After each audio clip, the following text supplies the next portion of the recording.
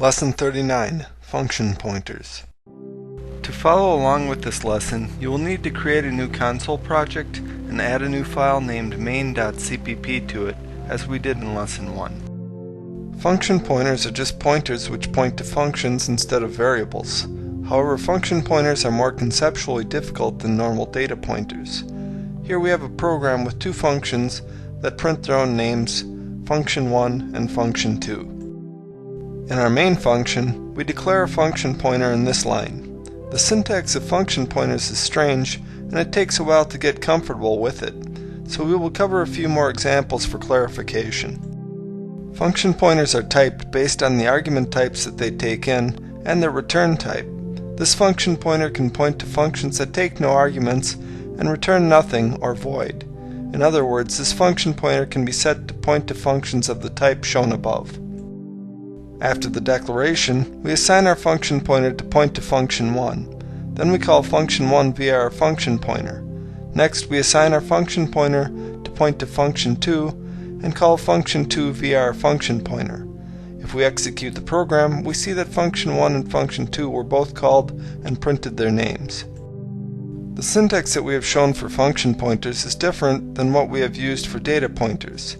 However, we can use the same syntax for assigning and dereferencing function pointers.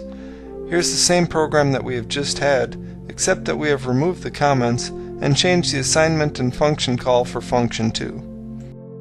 When we assign our function pointer to point to function2, we use the address of operator as we did for data pointers. Likewise, we use the asterisk to dereference the pointer and call function2. Either of these alternatives can be used. However, we will typically use the first version since it is more commonly used. Executing the program, we see that it runs just as before. In this example, we have functions to add and multiply two doubles. In our main function, we declare a pointer to a function that takes two doubles and returns a double.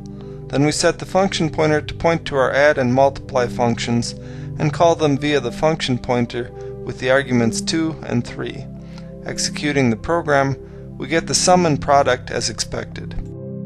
We can also have arrays of function pointers. Here we replace our function pointer with an array of two function pointers and assign the first and second pointers to our add and multiply functions respectively. Next we call the first and second function pointers. If we execute our program, we get the sum and product just as we did in our last program. Our last example used an array of function pointers. However, we cannot make arrays of functions, so it makes sense that the pointer arithmetic operations are not allowed for function pointers.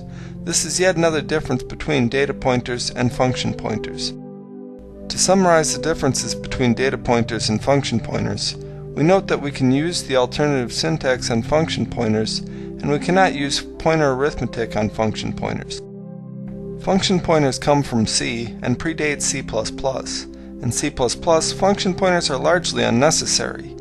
However, the function pointer concept is extremely important in object-oriented programming, and we will use function pointers frequently in our OpenGL videos. One of the most common uses for function pointers in C is sorting an array of objects with the qsort function. This program demonstrates how to sort with the qsort function. The qsort function is in the C standard library and is documented in our reference pages. In the first line, we include C standard library. Then we define our coin class, which has the year and value in cents of each coin. Below this, we have two comparison functions. These functions will be used to sort an array of coins based on the year and value respectively. These functions return -1 if the first coin is less, 0 if they are equal, and 1 if the first coin is greater. In our main function, we declare an array of 5 coin objects and assign them values. Then we call the qsort function from the C standard library to sort the array by year. The first argument for qsort is the array to be sorted. The second argument is the number of elements in the array. The third argument is the size of each element, and the last argument is the comparison function of the type we created above. After we call the sort function, we output the sorted coins.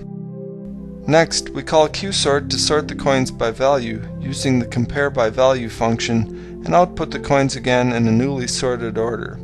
Executing the program, we see that the sorting function that we pass in determines the sorted order. This concludes the lesson.